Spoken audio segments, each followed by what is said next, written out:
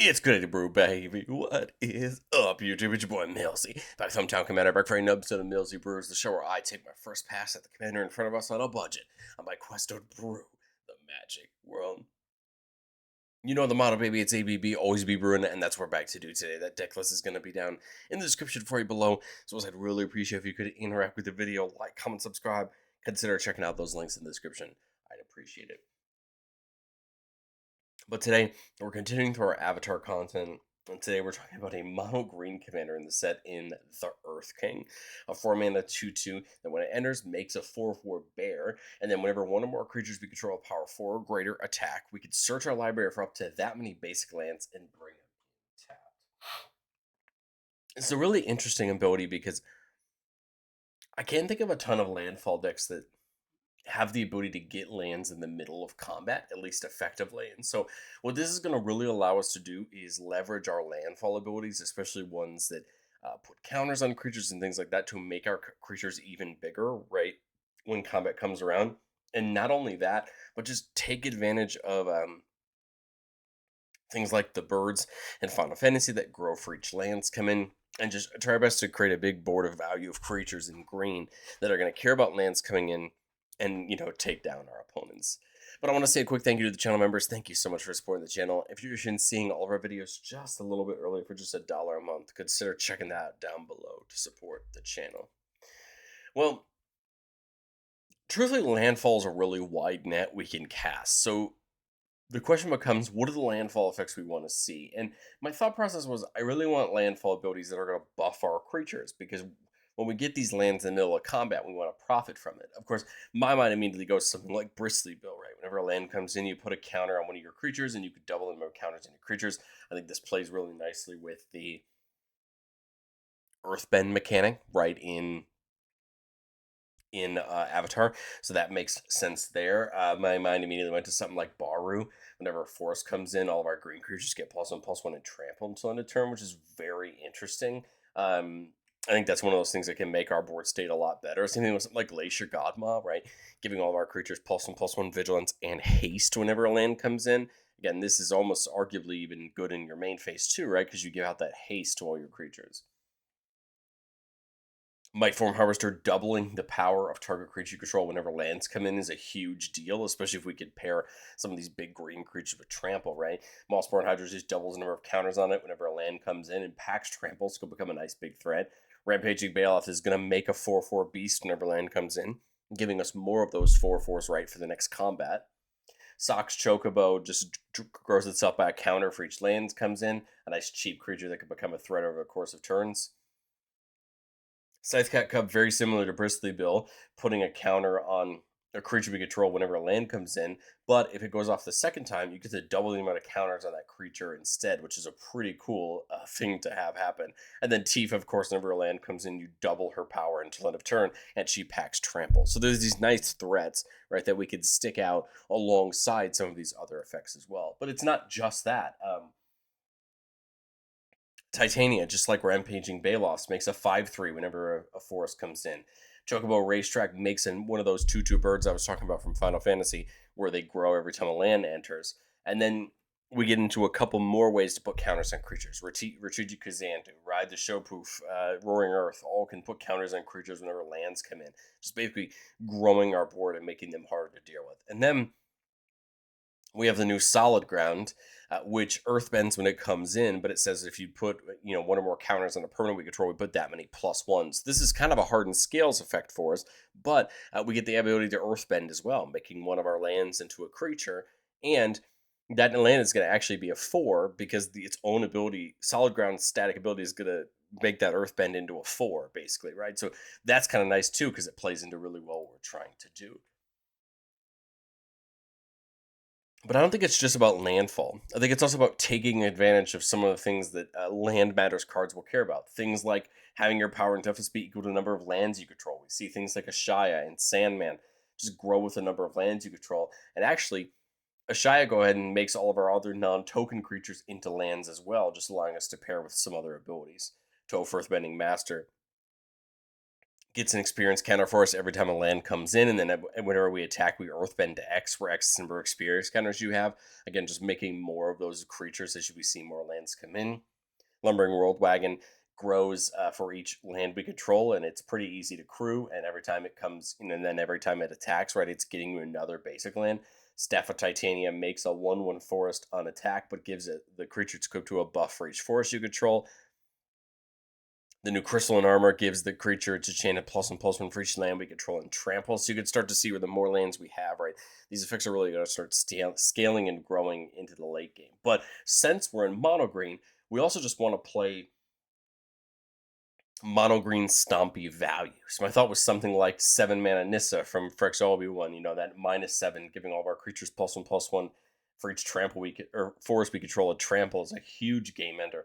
Not only that, but her +1 can just make tokens every turn that get bigger and bigger and can, hit that 4 power threshold for us. Defy their vigor hands out counters whenever we cast green permanent spells, and we could reduce our green permanent spells by a green mana pip as long as we pay 2 life. Goreclaw is going to reduce the cost of our big creature spells, and then can give out trample to all of our creatures power 4 or greater when it attacks. Another great way to spread that trample out. Strike and Goreclaw, giving all of our other creatures trample. And whenever a non-token creature comes in, it gets a counter and gets haste on the turn. It's Open Drill, right? That classic green ability to double our power and toughness each combat, again, allowing more creatures to trigger the Earth King's ability. And then we have things like Natural Order and Nature's Rhythm, which could go get certain creatures we want. If we want to see a Tifa or a Mossborn Hydra or a Bristly Bill, we can go get them and get them on our board and get them going. Garruk's Uprising just flat giving trample to our entire board will draw us cards as our big creatures come in. And then on Natural Growth, same thing as the Zopen Draw, just on an enchantment, doubling the power and toughness of each creature we control. I think this is an effect that's going to come in handy more than you think it will. There's going to be a lot of earthbend abilities if you want to really lean into that are 2 or 3. Natural Growth is really going to start making those really relevant because they turn into 4 or 6 respectively, right? So you can start to see where you're going to get more lands off of the Earth King that way. But I've said it before on those show, and I'll say it again. No deck's ever complete. This is my first shot at the Earth King, and I think going into testing, I love the idea of something like Green Sleeves, making a 3/3 badge every time a land comes in. Again, we do have ways in green to just buff all green creatures if we wanted to do that, but Green Sleeve grows with each land you control. I think things like Ancient Green Warden and Traveling Chocobo just make a ton of sense. Doubling up triggered abilities that go from a land coming in make a ton of sense. They both just carried a price tag. We were trying to be a little bit budget. I kind of splurged on Bristly Bill and Scythecat Cub, so I kind of knew I had to pull back some of the budget. But I think, at least at the time of recording, we're still only in the low 200s, meaning that I think just with a little bit more money, you can add a couple of these cards and even, some other ones and push your budget up a little bit and get even more value from what you're trying to do. But let's do what we love to do on the channel the most and get into our playtests. Remember, the goal of playtests on our channel is not to find Magical Christmas Land. It's not just to show off all our best plays, but it's getting some gameplay scenarios and kind of simulate what we're going to do with our hands and how we're going to set up our board. So here we're looking at a 3-lander with Fanatic Aronis. It may seem odd, but it's going to tap us for more mana as our creatures get bigger. There's the Staff, there's the World Wagon, and we see a Heroic Intervention to help protect the board. I like it. So we're going to kind of have to get a couple turns up here, but I don't think I mind because, again, you look this turn, go for something like the World Wagon. We're going to go get the Forest. So now this is a 4/4. It's crew 4, so obviously, right, can't crew it with the Fanatic. Here you go. Play the Soul Ring, play that green, the Earth King. That gets us the Bear, right? And now, if we did that without Fanatic being down, we still have access to 4 mana that we can use off the Fanatic. In fact, it probably was, we probably still have 2, 2 and then 6 total from the I apologize, from the Fanatic. So, I mean, you could even crew this with the Bear, get the Staff and attach it if you want to make it more of a threat.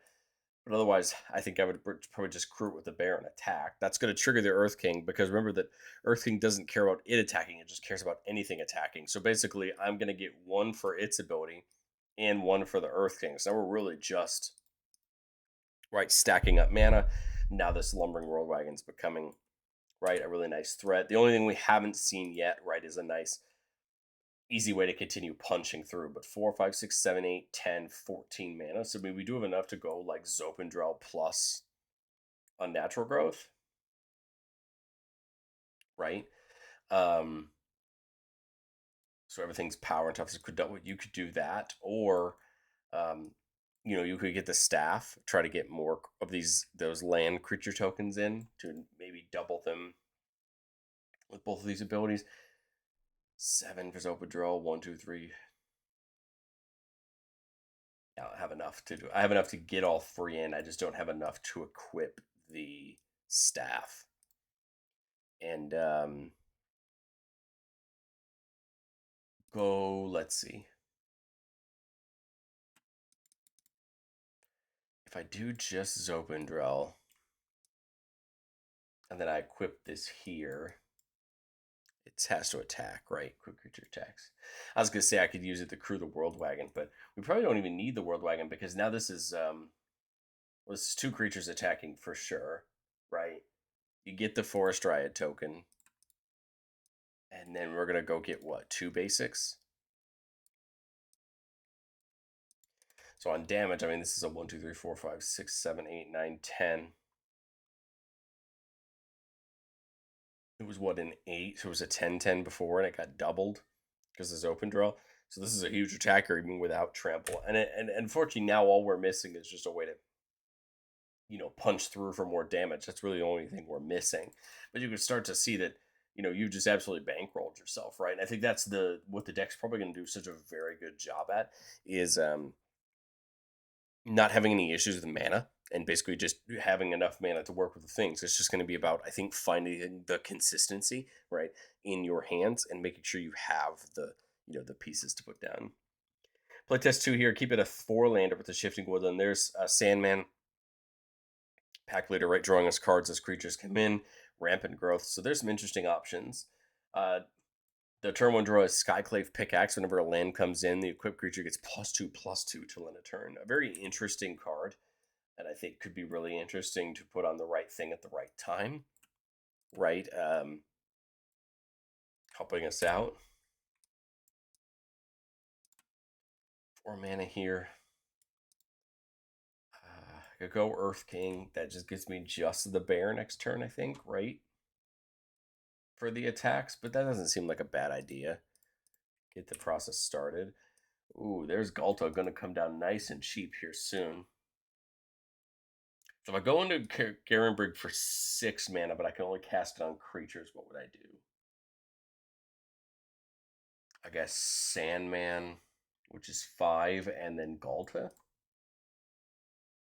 Right? This is now going to get really big. We attack with the bear this turn, right? Get us that forest in tapped. See, now we're going to start leveraging those big creatures, right? You could go for something like the pickaxe on Galta because now you play a land, it gets +2/+2, so it's up to 14. You attack with these 3 this turn, right? That's 3 more lands.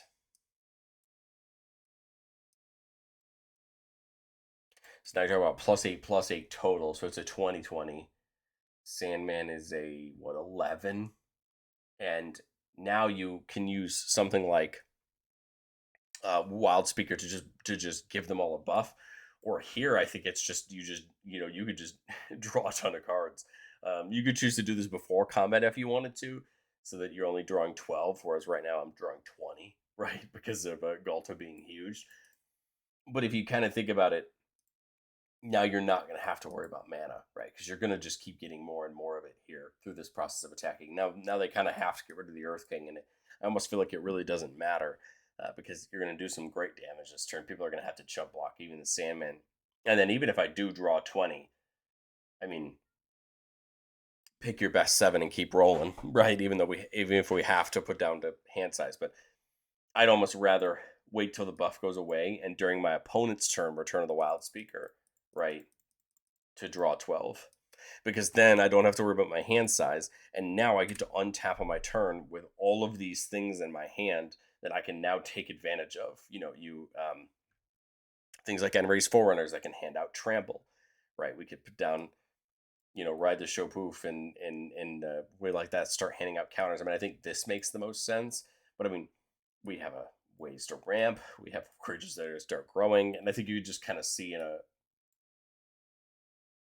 playtest there where if you have a game where nobody's interacting with your board for a turn or two, where we can really get out of hand.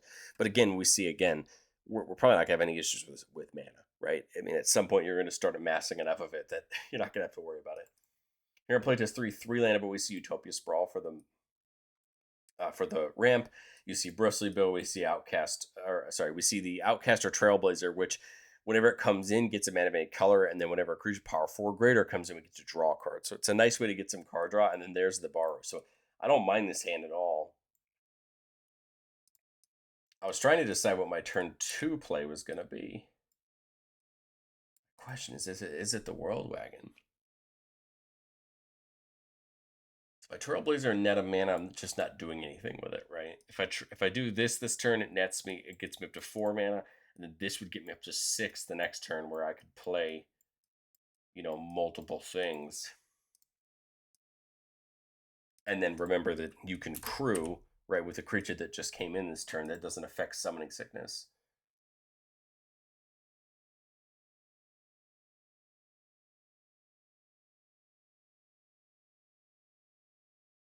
I was gonna say, if I Trailblazer, that only leaves me what? Because 3 plus 1 would be 4 mana, so that's not enough to there. Borrow, I think, makes the most sense. You could also just Earth King plus Bristly, right? You still get the bear. You can crew up the World Wagon and attack. So you're still getting a forest. Put the counter on Bristly. Right, so then there's some value there. Here's the forest. Do we want to play it right away? Well, I've got 7 mana by the same trick last turn. Godmaw's 7. That could be interesting, giving them all a buff and getting the party going. Or we could Trailblaze, which we would go down to 4, but we gain 1. So we could actually get back up to do Baru, which would draw us a card off the Trailblazer. Now you could pick either of these two to crew up the World Wagon, right? Now that we're going to hopefully have a chance to do that, but you attack 1, 2. You can attack with the Bristly if you want to. It'll end up growing because we'll end up getting at least 2 lands here. And actually, that's right. It's going to get even bigger because of the borrow. So I'd probably attack with it, and probably arguably the Earth King here, because we're going to go search for 2 forests, right? This is going to come in, right? I have 2 counters to hand out with the Bristly Bill, and then all of them are getting +2/+2 and trample because of that. Sorry, I also have the World Wagon. I apologize. So I've got 3, right? 1, 2, and then the third is the World Wagon. So I've got 3 counters from Bristly Bill to hand out. And I probably just start to try to probably say cover the spread, right? You could double them with Bristly eventually. But now that's +3/+3 and trample. So basically everything that attacked is now getting that nice buff, right? And then now I think we're just in, great shape. So opponents really have to wipe the board. Otherwise, I'd probably just go Glacier God mode, 6, 7, and then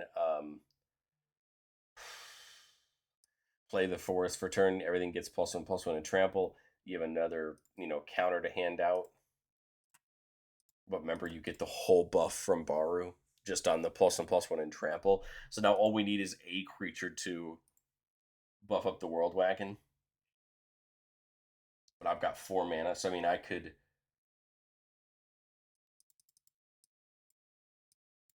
think about this: 4, 5, 6, 7, 8, 9, 10. Yeah, so I have no way to. Well, I'm gonna draw. I was gonna say I don't think I have any way to get. I'd have to get Gorkla out after Godmaw, right? But if you're gonna do that and play the land, then I think you want something like the. Well, I guess that works because then not only do you draw another card off of Trailblazer, but now Goreclaw can crew the World Wagon. So now you crew the World Wagon with there.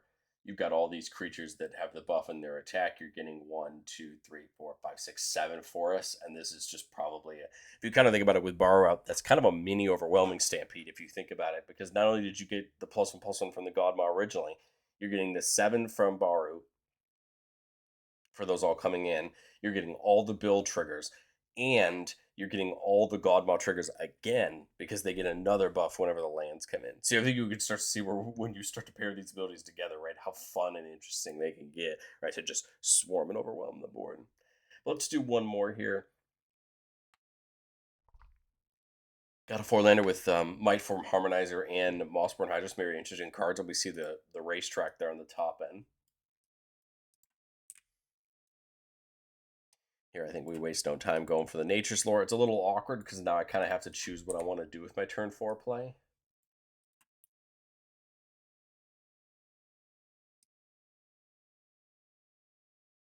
Get the Wild Growth on. So it's either Earth King or my thought is the Harmonizer. Let's go Earth King just to set ourselves up for the attacks to start next turn. I've got 5 mana. 6 if I do this, but I'm trying to decide if I want to do something different. My thought is Mossborn comes in with a counter. Play the forest, it doubles. Play the Topiary Stomper, right, which goes and gets a forest in tapped. Now this can't attack until I get 6 lands, but I mean we're gonna do that this turn. And now, right, you just attack with the bear. There's your next land. Now this can attack and block, and Mossborn Hydra's on its way. And now, you have 3-4 power attackers. So Mossborn's going to get really dangerous, but now Mighthorn Harvester gets really dangerous, right? You've got 3, 6, 8 mana. Harvester, Solid Ground. You can make one of those into a 4-4. Or, you could do the Kazandu for the counters. I guess you could start looking at maybe getting Earth King up to enough power to trigger itself. But I mean, you attack here, 3 attackers, you're getting 3 lands. So now, this is going to triple. This is going to double 3 times. So 16, 32, 64.